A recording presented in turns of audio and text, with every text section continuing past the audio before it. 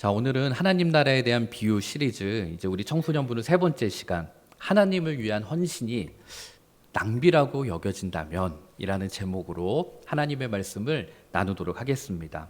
여러분, 예수님은 제가 종종 얘기하지만 되게 이야기를 잘하는 분이었어요. 오늘날 우리로 따지면 탁월한 스토리텔러, 말을 되게 잘하는 분이었어요. 그런데 예수님께서 가장 많이 활용한 문학적인 방법 중에 하나가 비유로 말하는 거예요. 비유. 왜냐하면 비유의 힘이 굉장히 강력하기 때문에 그렇습니다. 그래서 예수님뿐만이 아니라 우리가 일상에서 살면서 그동안 여러분들이 공부해온 국어, 문학 이런 데도 보면 이 비유를 통한 이야기들이 굉장히 많습니다. 대표적인 게 뭐 우리 이솝우화 같은 거 있죠. 뭐 거기 보면은 토끼와 거북이. 토끼와 거북이 얘기를 보면서 아니 어떻게 토끼가 말을 하고 어떻게 거북이가 저렇게 말을 해? 이런 생각 우리 아무도 안 하잖아요. 토끼와 거북이 얘기를 통해서 게을르게 나태하게 하는 사람과 성실하게 한 걸음 한 걸음 가는 사람, 이것이 중요하다는 얘기를 담고 있고, 또 개미와 배짱이 같은 이야기들도 있죠. 뭐 요즘은 뭐 개미와 배짱이도 요즘 버전이 다르다고는 하더라고요. 근데 어쨌든 개미와 배짱이를 이솝우화에 담을 때는 맨날 배짱이처럼 그렇게 놀다가는 나중에 정말 중요한 순간에 가난해지고 개미처럼 성실하게 일하면 그 사람 나중에 추운 겨울에도 따뜻하게 지낼 수 있다. 뭐 이런 이야기를 담고 있어요.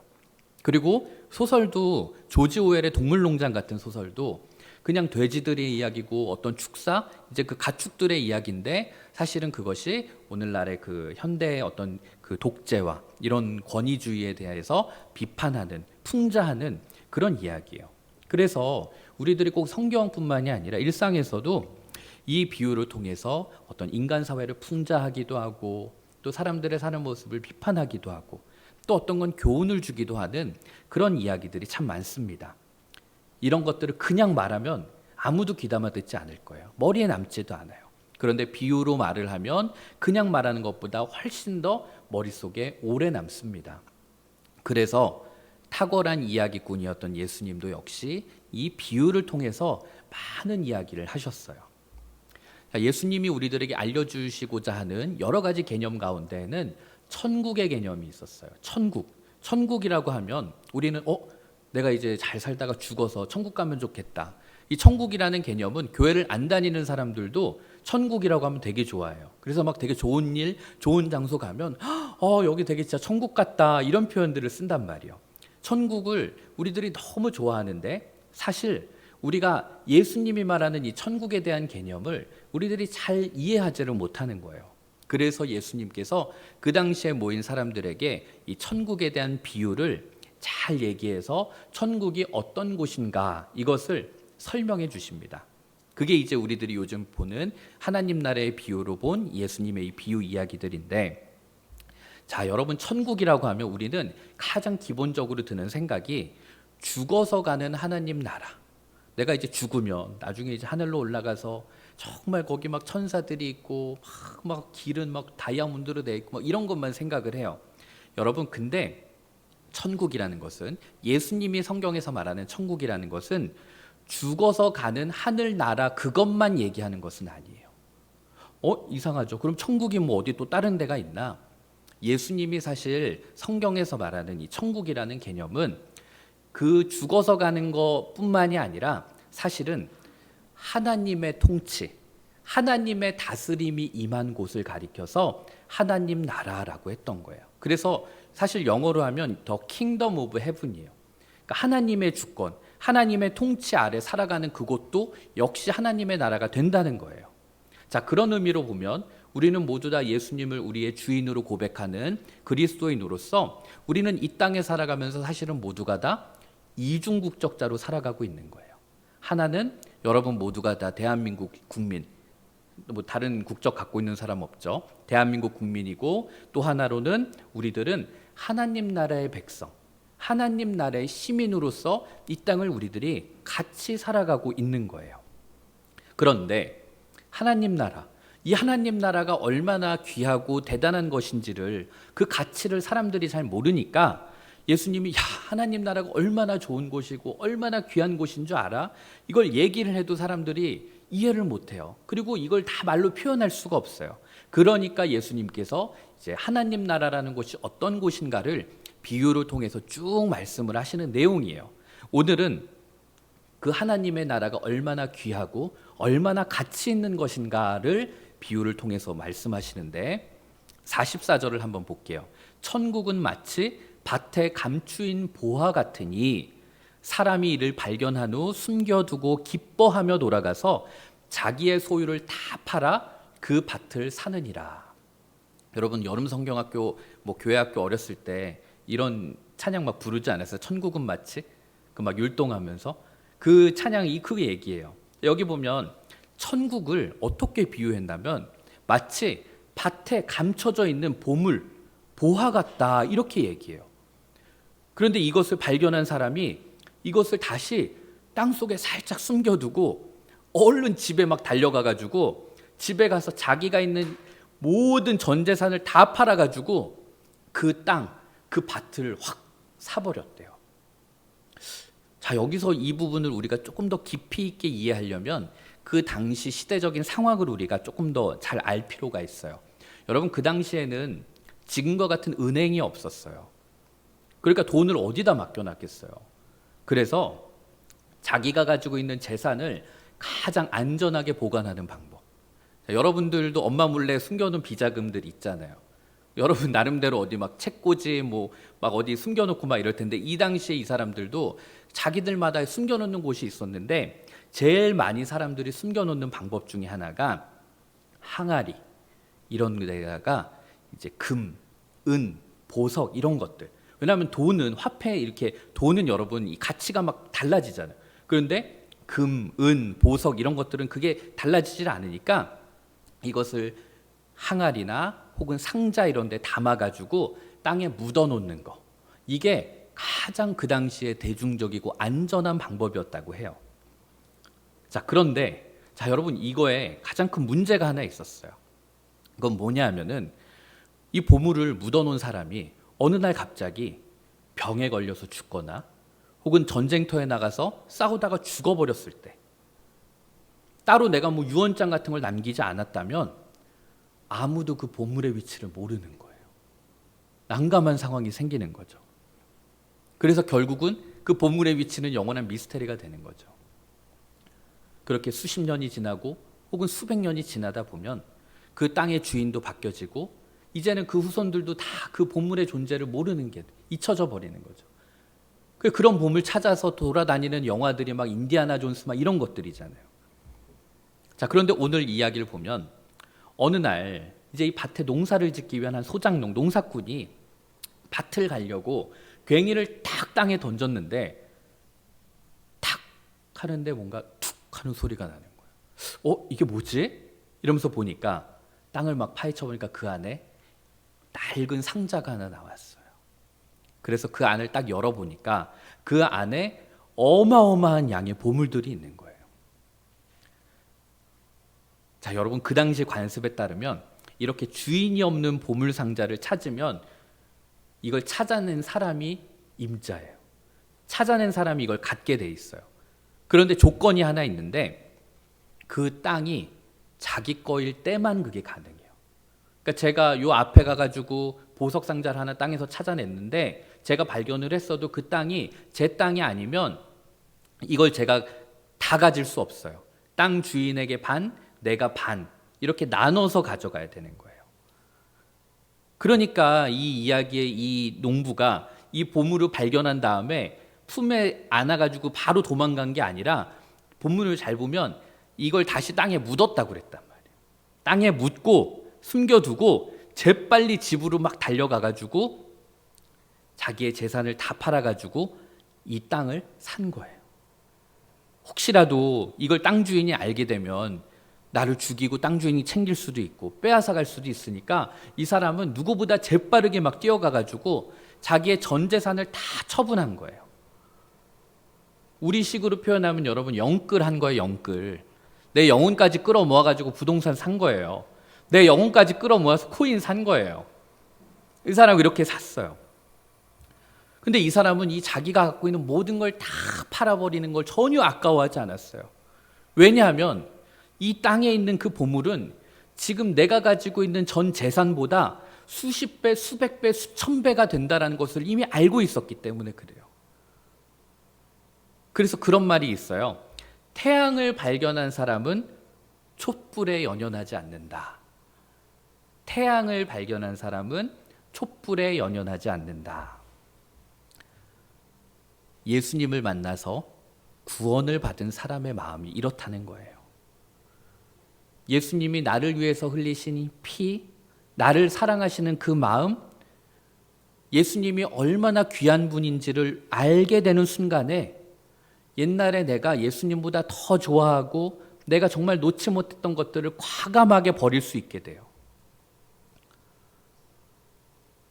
여러분, 2003년에 캘리포니아에 자동차 회사 하나가 설립이 됐어요. 근데 그 회사가 투자자를 못 찾아가지고 엄청 고생을 하는 거예요. 그러다가 2004년에 한 젊은 투자자를 만나서 이제 지원을 받아요. 그리고 그 회사가 엄청나게 성장을 하게 되는데 그 회사가 우리가 잘 아는 테슬라라는 회사예요. 자, 제가 테슬라 주식의 그 변동을 한번 쭉 봤어요. 그리고 그런 기사들이 되게 많아요. 옛날에 테슬라 주식 사놓고 그냥 묻어놓고 살다 보니 어느 날 억만장자가 되어서 아무것도 하지 않고 살 수 있는 그런 사람들. 만약에 여러분 제가 2003년으로 돌아갈 수만 있다면 저는 여러분 제가 가진 전 재산, 아니 제가 뭐 전 재산을 다 팔아도 얼마 안 되니까 전 재산이 아니라 제가 빚을 져서 사채를 끌어 모아서라도 내 장기를 하나 팔아서라도 내가 돈을 모아서 저는 테슬라에 투자할 것 같아요. 지금 여러분 그 누구도 저를 보면서 미쳤네 이런 생각 안 해요. 여러분들도 그럴걸요. 여러분들도 2003년으로 지금 이 상태로 가면 테슬라 어디 있어? 테슬라 캘리포니아의 그 회사. 야, 나 거기에 모든 걸 엄마 거기다 다 걸어. 모든 걸 쏟아부어야 돼. 여러분들도 아마 그럴 거예요. 누구도 미쳤다고 하지 않을 거예요. 왜냐? 우리는 이 테슬라가 나중에 어떠한 가치를 지닌지를 알기 때문에 그래요.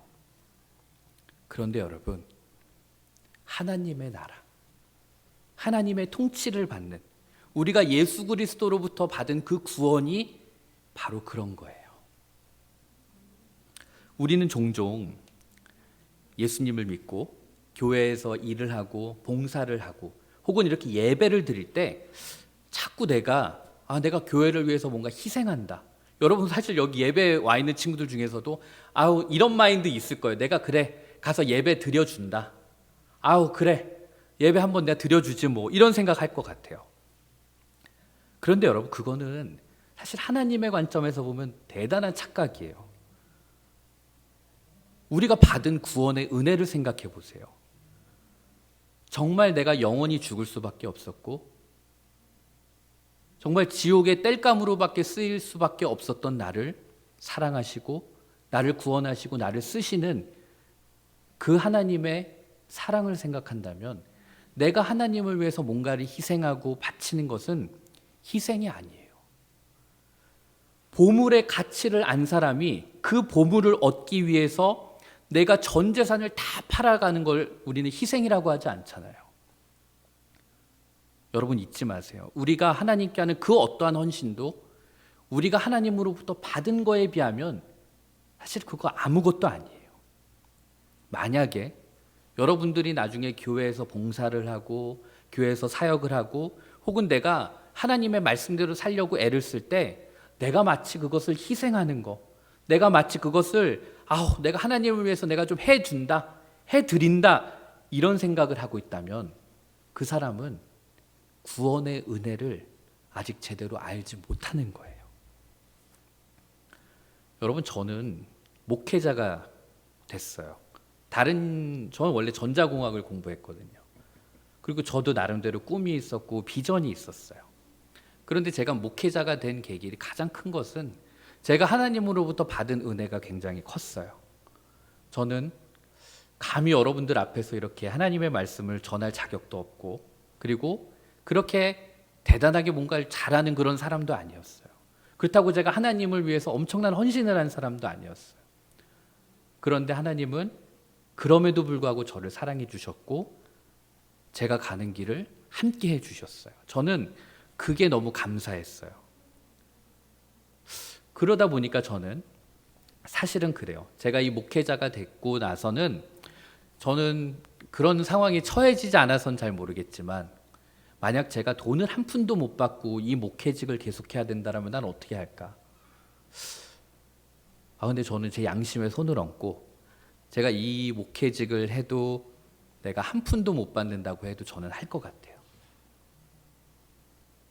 위험한 발언인데 이거 잘라야 되나? 진짜 근데 그 마음이에요. 왜냐하면 제가 하나님으로부터 받은 게 더 많기 때문에 그래요. 여러분 5만 원의 가치를 안 사람은 내 손에 있는 500원을 내려놓을 수 있는 거거든요. 근데 저는 여러분들이 그 하나님으로부터 받은 구원의 은혜, 이 가치를 알았으면 좋겠어요. 이렇게 그 밭을 긁어내다가 그거 발견한 이 농부 이야기가 나오는데 이 본문이 사실 쌍둥이 본문이라고 해요. 왜냐하면 이거랑 굉장히 유사한 한 사례가 또 나와요.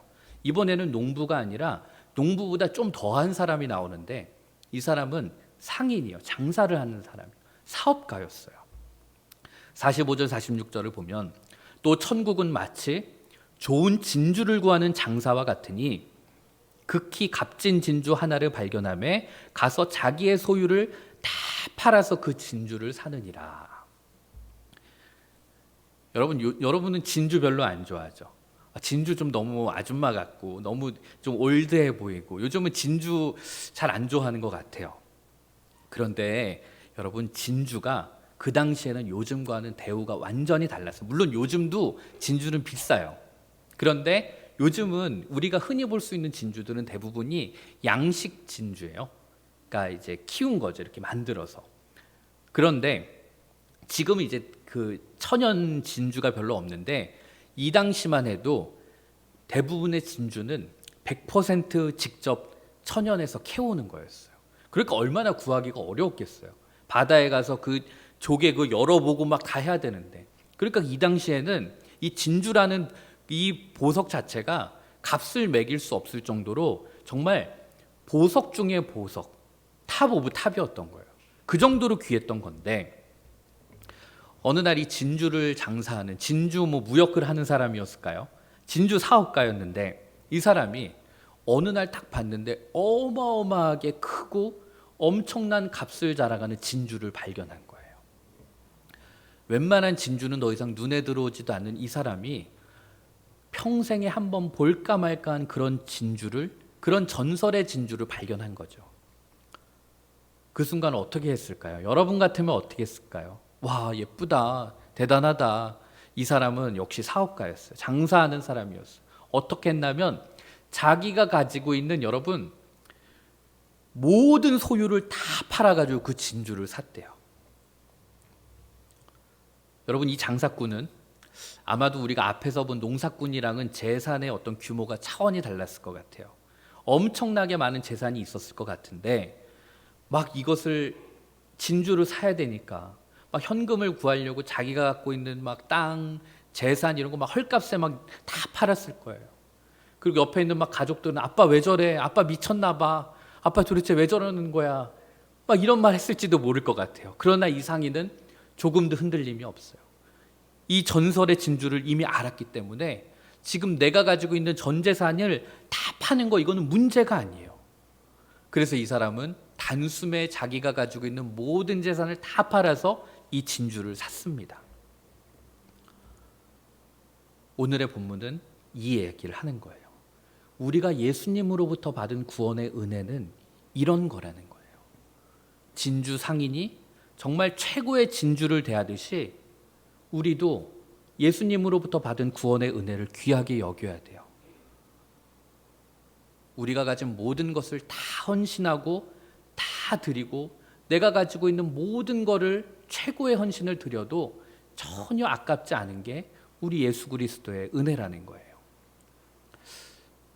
그러다 보니까 여러분 옛날 우리 신앙의 선조들은 우리 할머니 권사님들 때는 정말 그렇게 예수를 믿었어요. 그래서 정말 가난해서 옷 한 벌 제대로 사지 못할 그럴 상황에서도 그래도 주일에 교회 갈 때는 자기가 가지고 있는 최고로 예쁘고 깨끗하고 좋은 옷 준비해서 예배당 갈 때 입고 오셨고, 그리고 돈이 많아서가 아니라 얼마 안 되는 돈이라도 그거라도 내가 하나님께 잘 드려보려고 다림질을 하고, 여러분 10,000원짜리 다림질하면 10만 원 되죠? 아니야? 10,000원짜리 다림질하면 10만 원 안 돼요. 10,000원짜리 다림질해도 10,000원이고요. 5,000원짜리 다림질해도 5,000원이에요. 그런데 우리 어르신들 그렇게 헌금하면서 주님 앞에 나왔어요. 그리고 그 옛날에는 어두컴컴한 밤길에서도 버스를 몇 번씩 갈아타면서 새벽 예배 나왔고, 근데 그분들 아무도 불평하지 않았어요. 그분들이 여러분 우리 교회에 있는 원로 권사님들이에요. 지금도 그분들은 주일날 나오실 때는 정말 하나님 향해서 그 감사와 감격 그 발걸음으로 나오시거든요. 그런데 물론 이 자리에 와 있는 여러분들 그리고 우리 모두 참 우리 나름대로 열심히 신앙생활은 하지만 우리 한 번쯤 생각해 봤으면 좋겠어요. 우린 너무 편하게, 우린 너무 가볍게 신앙생활을 하고 있는 것은 아닌가. 그리고 우리는 너무 쉽게 하나님을 향해서 불평하고 때로는 너무 하나님이라는 존재를 함부로 대하고 있는 모습들이 우리에게 있어요. 그러다 보니까 때론 하나님은 내 시험을 잘 볼 수 있도록 도와주시는 분, 내 어떤 문제, 내 고민을 해결해 주시는 분, 그리고 그분은 마치 당연히 나를 위해서 뭔가 나를 도와줘야 되고 내 문제를 해결해 줘야 되고 내 옆에서 나를 지켜줘야만 되는, 그분이 나를 위해서 존재해야 되는 것처럼 느껴지는 그런 일들, 우린 하나님을 그렇게 가볍게 여길 때가 있어요. 그러다 보니까 때론 여러분들이 시험 기간에 학원이 있고 예배가 있다, 때로는 학원을 선택할 때가 있고,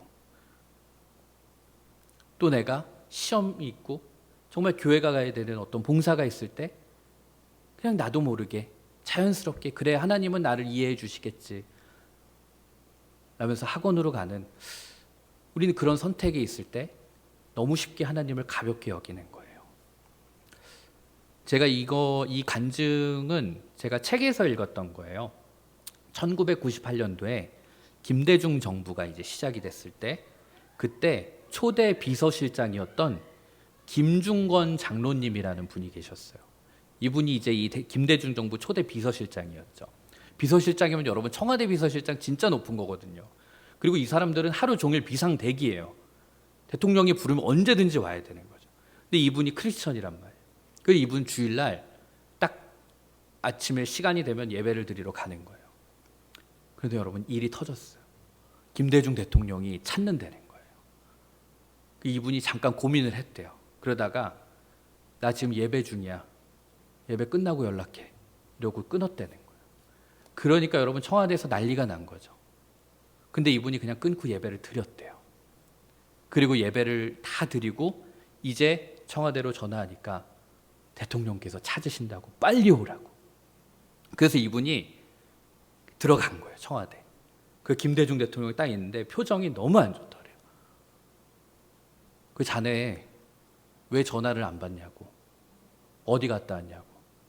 그래서 그때 이 김중건 장로님이 저 하나님께 예배 드리고 왔습니다, 이렇게 얘기를 했대요. 혼날 거 각오하고 잘릴 거 각오하고. 근데 여러분 그때 김대중 대통령이 뭐라고 그랬냐면 나보다 더 높은 분을 만나고 왔구만, 이렇게 얘기했다는 거예요. 그리고 나서 이분은 그 일 이후로도 주일 오전은 나한테 연락하지 마, 나는 예배 드릴 거야. 그리고 대통령조차도 주일 오전에는 이 김중건 장로님한테 연락을 하지 않았대요. 여러분 이럴 용기가 있으세요? 이럴 배짱이 있으세요? 정말 하나님이 나에게 금, 은, 보화보다 귀하고 진주보다 귀하고 내 모든 걸 다 바쳐도 될 만한 분이라고 우리들이 믿는다면 우린 아마 이렇게 할 수 있을 거예요. 그러나 내가 이렇게 하지 못한다면 나에게 있어서 하나님이란 존재는 도대체 뭔가? 정말 하나님은 내 찬양과 존귀와 모든 영광을 받기에 합당하신 분인가? 그런데 여러분, 저는 여러분들이 앞으로 살아가면서 시험 기간에 또 예배를 빠지고 학원을 갈 수도 있고 놀러를 갈 수도 있어요. 그런데 제가 여러분들에게 부탁드리고 싶은 건 여러분들이 믿는 하나님, 우리가 입으로 외치는 그 예수님은 결코 우리가 함부로 대해서는 안 되는 분이라는 거예요. 내 모든 걸 다 드려도 아깝지 않은 분이 하나님이시다. 지금 오늘의 비유는 그 이야기를 하고 있는 거예요. 저는 앞으로도 마찬가지예요. 여러분들이 예수님을 너무 무서워하거나 하나님께 벌 받지 않을까 벌벌 떨면서 신앙생활하지 않았으면 좋겠어요. 하나님은 사랑이시고 우리를 누구보다 사랑하세요. 하지만 그렇기 때문에 우리가 그분을 만만하게 여기고 결코 가볍게 여겨서는 안 된다는 거예요. 우리가 그 마음의 중심이 있으면 우리 진짜 그때부터 하나님께 헌신할 수 있고 하나님의 구원의 그 은혜에 감격하면서 살아갈 수 있는 겁니다. 저는 여러분들이 이제 앞으로 학교 생활을 하고 또 대학을 가고 여러 가지 고민과 선택의 기로에 있을 때 속는 셈 치고 한번 내가 하나님께 인생을 걸어보는, 정말 여기에 있는 사람들처럼 내가 한번 올인해 볼 수 있는, 우리가 비트코인에도 영끌하고 부동산에도 영끌했는데 다 망했잖아요, 여러분. 근데 하나님은 우리가 영끌을 할 만한 가치가 있는 분이라는 거. 제 말에 한번 속는 셈 치고 그렇게 하나님께 내 영혼을 한번 걸어볼 수 있는 저 여러분이 되었으면 좋겠습니다.